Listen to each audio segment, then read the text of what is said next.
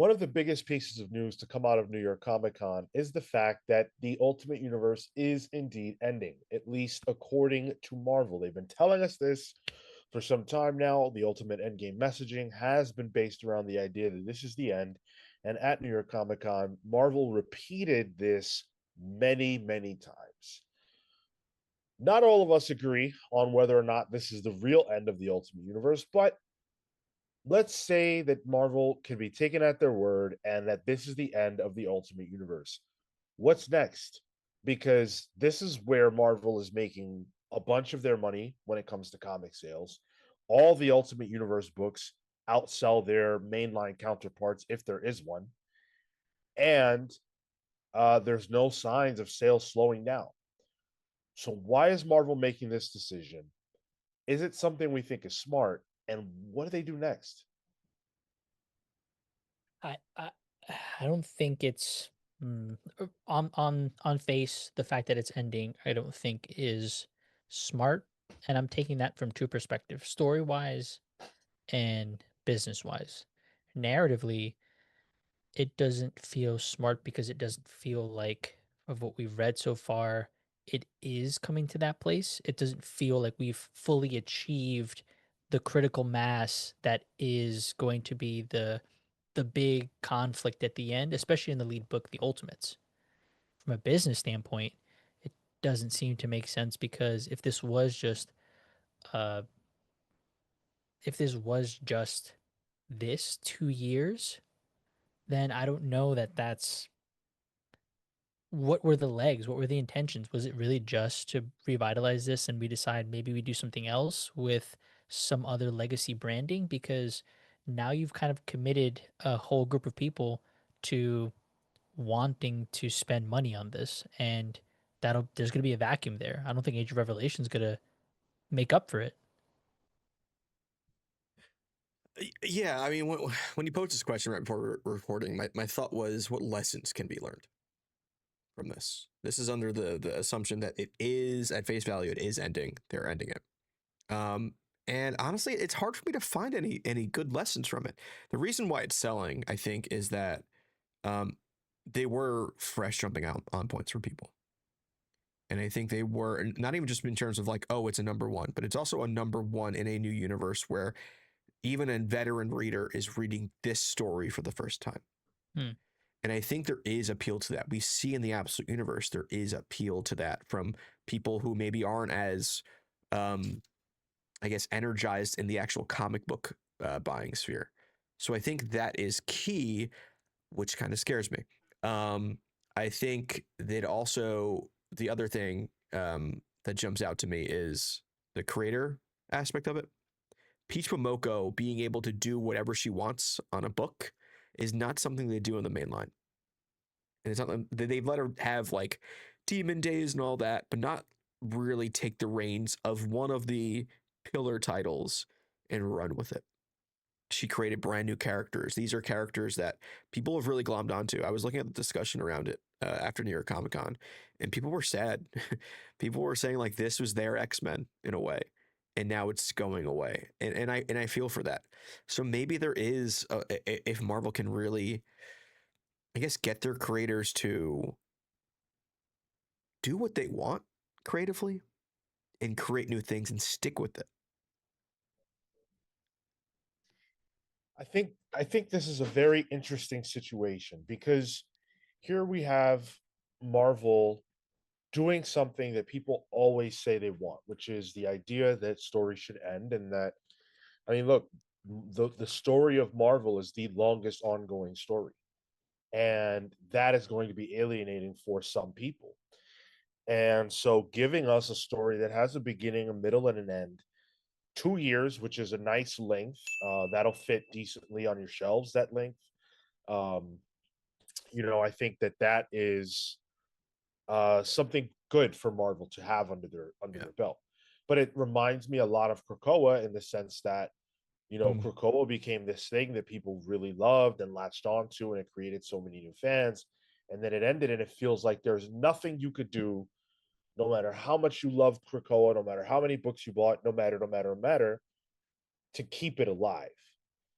And we're in a similar situation now where remind me of a book that had as much fervor around it and like felt like it was really doing something the way that Ultimates does.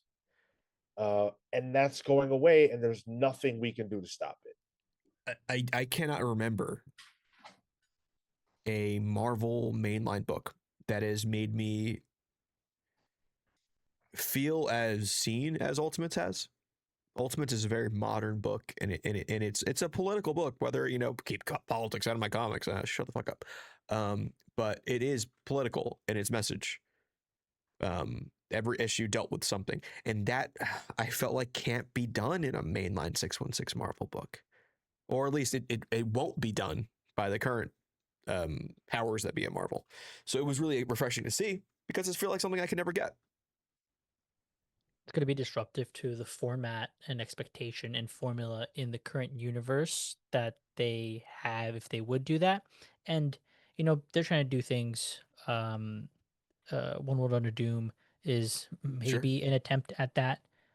Blood Hunt again, and those are just events, right? Like I think it just becomes we're returning back to more of the summer events that you know and love.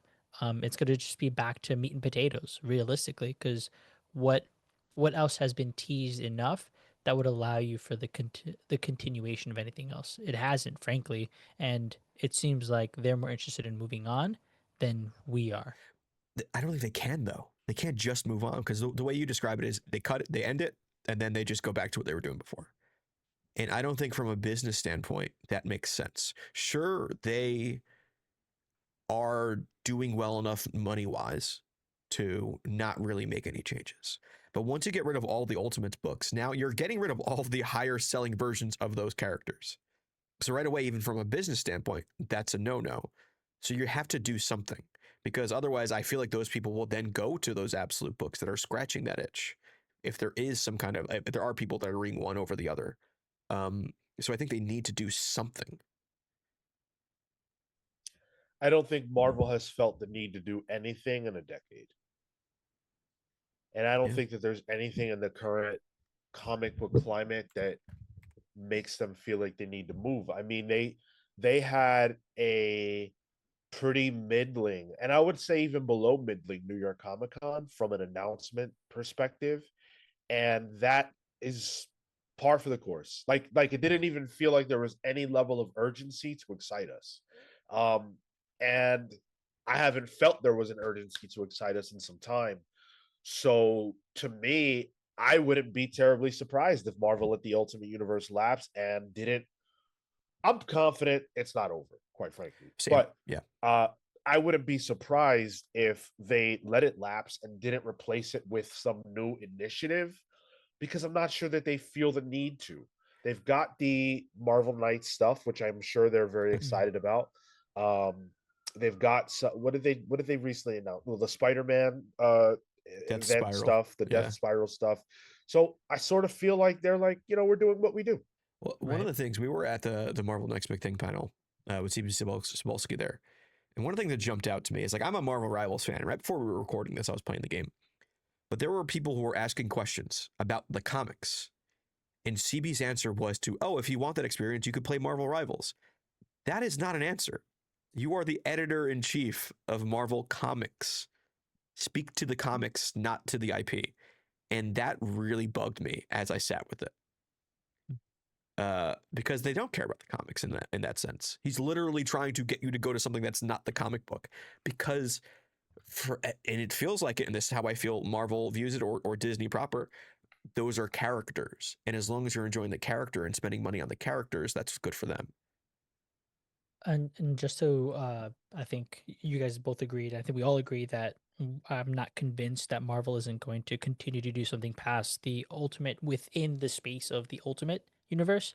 Um, but even then, uh, what is being teed up is only the end. There is no communication to us about what beyond that could be. And so I think from that end, they're not building that excitement.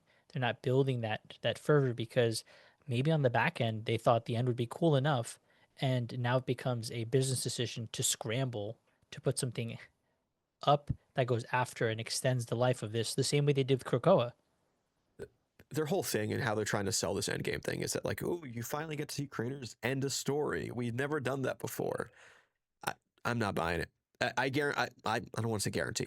I'm mostly sure that this will lead to all new Ultimate number ones. I think the Ultimate Universe as an idea will continue. Whether or not it's a new Ultimate Universe built outside of the um, influence of the maker, or they can do something similar again, and maybe some of your characters transfer over that you've actually liked and enjoyed.